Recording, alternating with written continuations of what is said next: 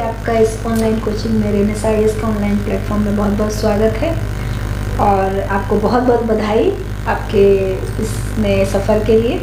तो सबसे पहले आप अपना परिचय दीजिए और किस पद के लिए चयनित हुई हैं, क्या रैंक रहा है, जरूर बताइए।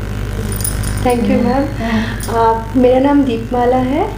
मैं दुमका ज़िले की निवासी हूँ। अभी मेरा चयन झारखंड एडमिनिस्ट्रेटिव सर्विस में हुआ है और मेरा 88वां रैंक है, 88 रैंक है। चलिए, इतना लंबा सफ़र रहा, अभी सफलता मिली है, कैसे देखती हैं इसको?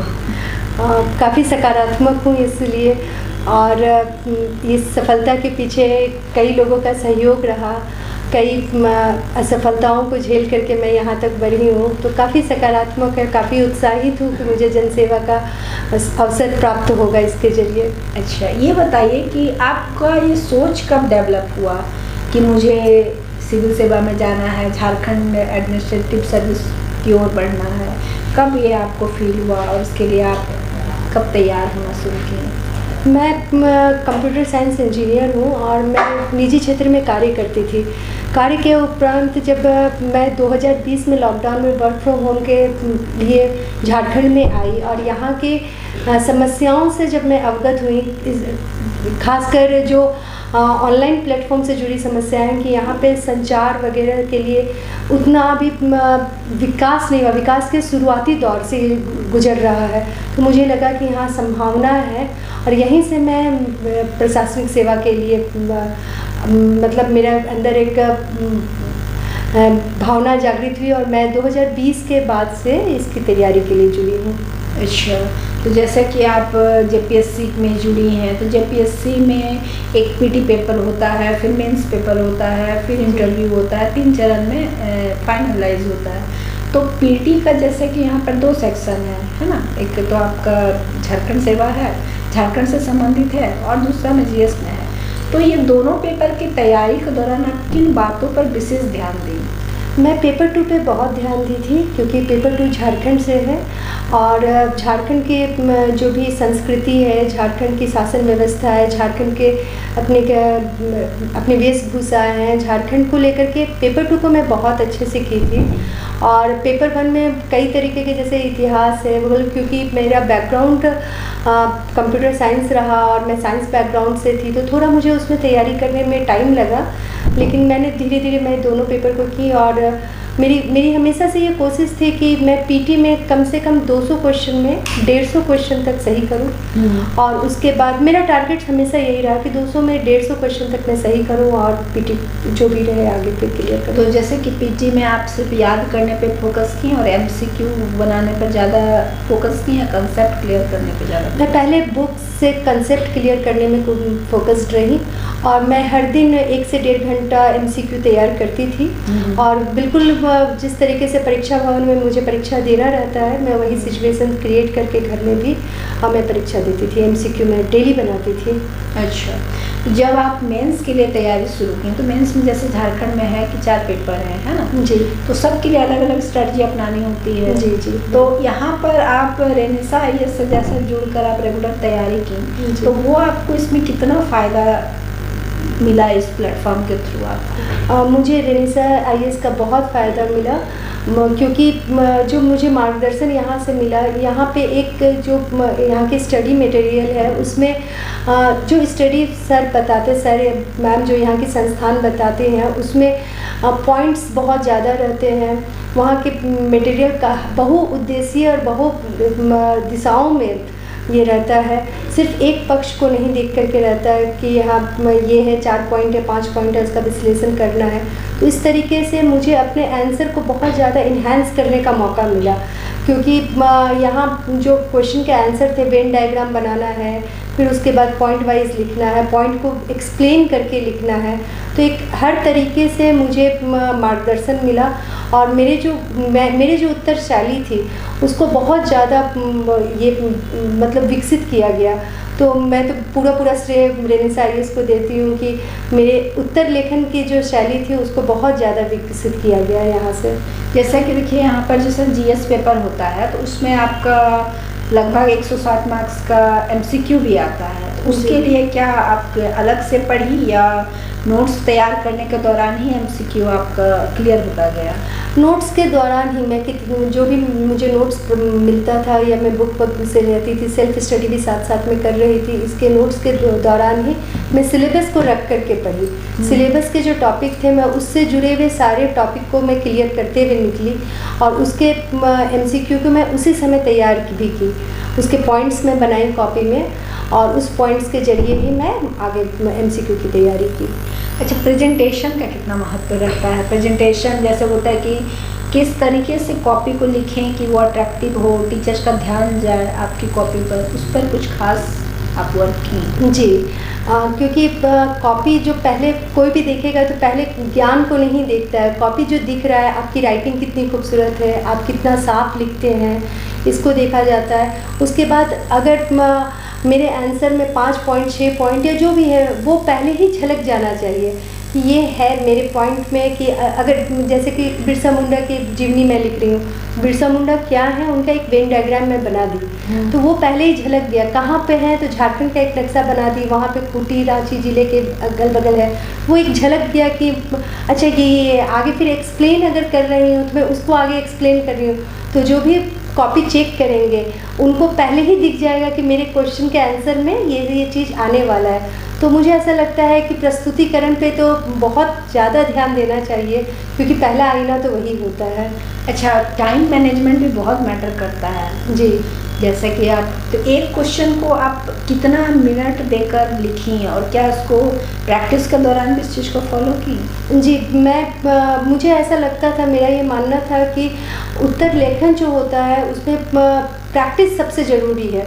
क्योंकि मैं 7 जेपीएससी भी दी थी, तो 7 जेपीएससी के बाद मैं कोई ऐसा एक दिन नहीं हुआ जिस दिन मैं 6 घंटे से कम लिखी ना हो। मैं सब दिन लिखने की कोशिश की। एक क्वेश्चन जो 40 नंबर का होता है उसमें मैं 20 मिनट ज़रूर देती थी। 20 मिनट में मेरा कितना मैं लिख सकती हूँ वो मैं लिखती थी, और अगर मुझे इसमें और कितना डायग्राम बना करके, मतलब मुझे गागर में सागर भरना है, ये मेरा दिमाग में रहता था और मैं उसी प्रकार से उत्तर को लिखती थी। अच्छा, जैसे कि आप बोलें कि इस तरीके से आपने लिखने के दौरान क्या पैराग्राफ भी लिखना ज़रूरी है, पॉइंट्स भी लिखना ज़रूरी है, प्रेजेंटेशन भी लिखना ज़रूरी है, सबका मिश्रण होना चाहिए? जी बिल्कुल, सब मिश्रण होना चाहिए मैम, क्योंकि कोई भी एक तरफ से, एक तो सिविल सेवा एक ऐसा चीज़ है जो बहुउद्देशीय क्षेत्र है, तो लिखने में भी वो बहुउद्देश्य दिखना चाहिए। हाँ। सब चीज़ का समावेशन होना चाहिए। अच्छा, तो जैसा कि आप यहाँ पर एक पेपर है जो आपको ओरिजिनल पेपर जनरली लोग रखते हैं, हालांकि जेपीएससी के थ्रू बहुत सारे ऑप्शन दिए गए हैं, तो आप किसका चयन की? मैं खोरठा विषय को ली थी। तो खोरठा जो आप रखी हैं इसके पीछे क्या उद्देश्य रहा, क्यों आप खोरठा को रखी हैं? खोरठा का एक क्षेत्र संथाल परगना भी है, मैं संथाल परगना से बिलोंग करती हूँ। यहाँ छेखा छीकी खोरठा बोला जाता है। तो खोरठा क्योंकि हमारा मातृभाषा था, मातृभाषा है, तो खोरठा लिख सकते हैं, बोल सकते हैं, तो एक अच्छे से मुझे इसका एक पहले से ही मुझे एक आधार मिला हुआ था। इसके बाद कई किताब हैं, कई अच्छी बुक मार्केट में अवेलेबल हैं। साथ ही जो ये 24 ज़िले हैं, 24 ज़िले में 16 ज़िले में खोरठा बोला जाता है, तो मैं जहाँ काम करने जाऊँगी वहाँ स्थानीयों से जुड़ पाऊँगी। और खोरठा एक ऐसा अभी भाषा जो है, शिष्ट साहित्य हो या लोक साहित्य हो, वो आप मतलब हर एक क्षेत्र में वो अपना विकास कर रहा है, तो इस कारण से खोरठा लेना मुझे उचित लगा, क्योंकि मेरा झुकाव भी खोरठा की तरफ था, मेरा रीजनल भी है खोरठा, तो इसीलिए मैं खोरठा लैंग्वेज को लेकर। जैसे खोरठा पेपर में बोला जाता है कि क्वेश्चन ज़्यादा आता है और टाइम जी, तो इस चीज़ को आप कैसे बैलेंस की? इसके के लिए मैं पहले से लिखने के दौरान ही मैं ये ध्यान रख रही थी कि जो मेरे 7 नंबर के क्वेश्चन हैं उसको मैं 1.5 पेज के लगभग में लिखूंगी, उसी बीच में डायग्राम भी बनाऊंगी। मैं खोरठा विषय को भी जीएस की तरह ही लिखी, मैं वेन डायग्राम बनाई हूँ, और 10 नंबर के क्वेश्चन को मैं 2 पेज से थोड़ा ज़्यादा जिस टाइप से plus minus half page extra लिखूंगी। तो इस तरीके से मैं पहले माइंडसेट की हुई थी कि मैं इतना दूर तक लिखूंगी। इसके अलावा जो कुछ पॉइंट्स थे मैं पॉइंट वाइज भी लिखी हूँ खोरठा, कुछ डायग्राम भी बनाई हूँ, जहाँ मुझे लगा कि जैसे खोरठा के जो खोटा के जितनी ये है क्षेत्रीय रूप है, इसको मैं डायग्राम के थ्रू दिखाई कि किस तरीके से दामोदर नदी एक सीमा रेखा बनाती है। तो ये कोडरमा के बंदरचुआ से शुरू होती है, रामगढ़ तक बोली जाती है, फिर पलामू से संथाल परगना तक बोली जाती है। तो मैं डायग्राम के अनुसार से खोटा लिखी हूँ। अच्छा, चलिए बहुत अच्छा है। तो आप आंसर राइटिंग जहाँ तक की बात है, तो क्या लगता है कि एक स्टूडेंट को आंसर राइटिंग पे कितना फोकस करना चाहिए? मुझे ऐसा लगता है कि पीटी और मेंस साथ साथ में तैयारी होती है। जब मैं पीटी की तैयारी कर रही थी तो मेंस की भी ऑब्जेक्टिव उसके साथ साथ हो गई, और साथ साथ में लिखने की भी तैयारी हो रही थी, क्योंकि टाइम ये नोटिफिकेशन 2024 में आया, एक साल मेरे पास 2023 पूरा बचा हुआ था। तो इस बीच में लिखने की बहुत कोशिश की। मेरा अधिकांश समय उत्तर लेखन पे ही जाता था। अच्छा, तो उत्तर लेखन का जो शैली होता है, क्या अचानक डेवलप हो जाता है या लिखते लिखते ही सुधार होता है? क्या मानती हैं? लिखते लिखते ही सुधार होता है, ये सतत प्रयास का फल है।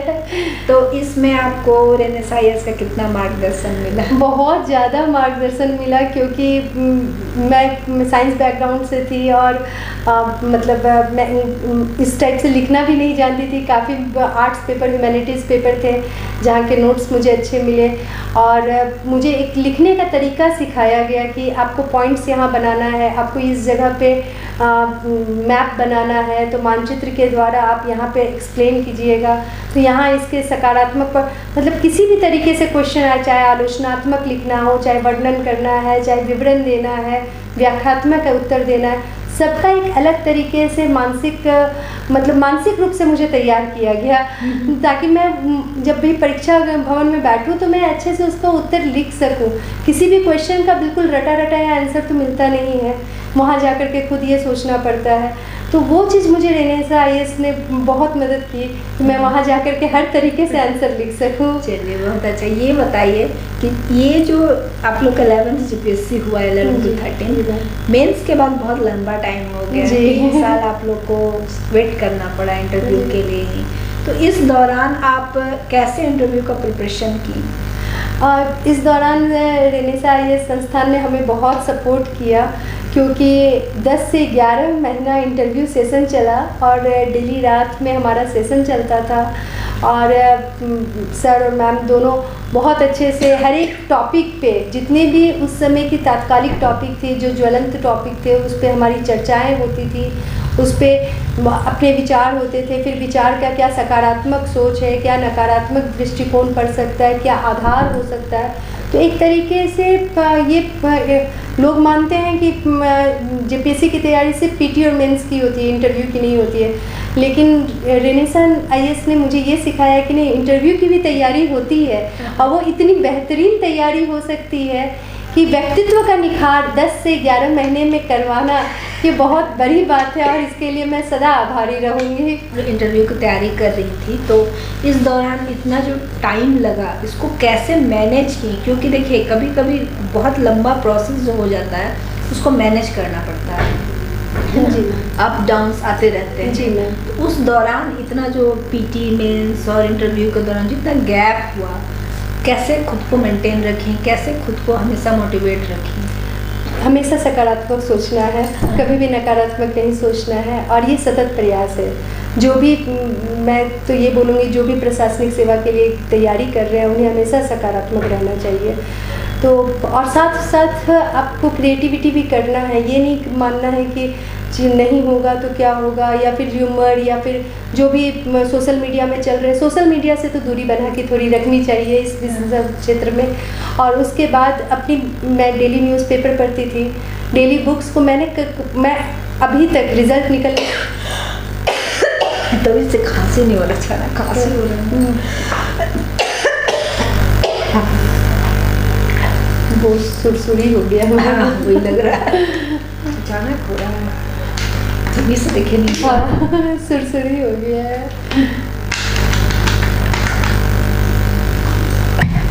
चलिए फिर से बोलिए। फिर से वो क्वेश्चन रिपीट करते हैं। हाँ, जैसे कि आप इतने लंबा लॉन्ग टर्म रहा एग्ज़ाम का, है ना, हमेशा 2 से 3 साल लग ही जाता है, या 2 साल मिनिमम लग ही जाता है जेपीएससी का एक सेशन कंप्लीट होने में। तो इतना लॉन्ग टाइम खुद को कैसे मोटिवेट रखें, कैसे पॉजिटिव रहें, ये सबके साथ होता है। जी, अब मेरा ये मानना है कि हमेशा सकारात्मक रहना चाहिए, क्योंकि जेपीएससी जो एग्ज़ाम है या जेपीएससी सिविल सेवा में सकारात्मक दृष्टिकोण बहुत ज़रूरी है। सकारात्मक रहना चाहिए और पढ़ाई कभी नहीं छोड़ना चाहिए। पढ़ाई जो है वो सतत प्रयास है, तो उसमें आप मतलब मैं आज भी रिज़ल्ट होने के बावजूद मैं आज भी न्यूज़पेपर पढ़ती हूँ, आज भी मैं कुछ देर तक मैगज़ीन पढ़ती हूँ, करेंट अफेयर्स पढ़ती हूँ, और मेरा ये रूटीन ही बन गया था कि मैं इतनी चीज़ों को मैं साथ साथ में करती रहती थी। इस प्रकार से मैं 2-3 साल लगातार ही प्रयास में रही। जब 7 जेपीएससी में मेरा नहीं हुआ 2 नंबर से, तो मैं उसके बाद उत्तर लेखन को सदा रखी और ख़ुद को मोटिवेट करती रही कि सिर्फ 2 नंबर से ही तो नहीं हुआ था, आगे मुझे करना है। तो ऐसे कई बार स्टूडेंट्स के दिमाग में या जीवन में नेगेटिव आते रहते हैं, कई बार उतार चढ़ाव, कई अभी भी जैसे बहुत डिजर्विंग कैंडिडेट हैं जो इस बार नहीं हो पाया, तो वो लोग अपने नेक्स्ट तैयारी के लिए उनको क्या स्ट्रेटजी फॉलो करना चाहिए आपके हिसाब से? पढ़ाई नहीं छोड़नी चाहिए, खुद को सकारात्मक रखें और हर दिन लिखें। हाँ। कुछ भी पेज, कुछ भी कोई भी क्वेश्चन लिखें। ये ज़रूरी नहीं है कि सिर्फ जेपीएससी के लिए लिखें, कुछ लिखें, कुछ क्रियात्मक लिखें, कुछ रचनात्मक लिखें, लेकिन लिखने की कोशिश करें, क्योंकि ना लिखने से ही उनके हमें तो पीटी या मेंस में कोई हमें तो डायरेक्ट देख नहीं रहा है, हाँ। हमारी कॉपी को ही देखेगा, तो लिखने की कोशिश तो हमेशा रहनी चाहिए। कुछ ना कुछ लिखे, लिखने से धीरे धीरे व्यक्तित्व में भी निखार आता है, सोच में भी निखार आता है। तो उत्तर लेखन या फिर सिर्फ लेखन, रचनात्मक लेखन, ये डेली करना चाहिए, कुछ भी करना चाहिए। जैसा कि दीपमाला जी आप हाउसवाइफ भी रही हैं, जी। तो एक हाउसवाइफ को कितनी तैयारी के दौरान समस्याएं झेलनी पड़ती हैं? हाउसवाइफ के रूप में तो दोहरी दायित्व तो रहती है, साथ साथ में बच्चे हैं मेरे 2, तो परिवार को संभालना, खाना पीना बनाना, ये सारा चीज़ करके एक टाइम निकालना तो ज़रूरी है। लेकिन मुझे ऐसा लगता है कि आज के दौर की महिलाएं ये सारी चीज़ें कर सकती हैं। बिल्कुल। और अब मुझे ऐसा ये भी लगता है कि अभी जितनी भी हाउसवाइफ हैं, अगर उन्हें एक बार तैयारी ज़रूर करनी चाहिए। जी, वो क्योंकि बच्चों को तो आज के डेट में सबसे ज़्यादा उनकी माँ ही पढ़ा रही है, तो माँ पढ़ा रही है तो माँ क्यों नहीं पढ़ सकती है, माँ क्यों नहीं कुछ कर सकती है। हाँ। अच्छा, ये बताइए कि आप जैसे इतना दिन तैयारी की, तो उसमें आपके फैमिली का, आपके हस्बैंड का कितना सहयोग रहा? मेरी फैमिली मेरे पीछे आधार के रूप में रही हमेशा। मेरी जब तैयारी शुरू हुई थी, मेरे बच्चे बहुत छोटे थे, इस बीच मेरे पति ने ही उन्हें संभाला है। कई बार ऐसे एग्ज़ाम्स के बीच में मैं एग्ज़ाम देने जा रही होती थी तो बच्चे उन्हीं के पास रहते थे। तो परिवार का सहयोग तो बहुत ज़रूरी है, वो आधार है, और उन्हीं के मैं तो श्रेय भी उन्हीं को दे रही हूँ कि उनके कारण ही मैं इतने दूर तक आगे बढ़ सकी, इतना हिम्मत कर सकी।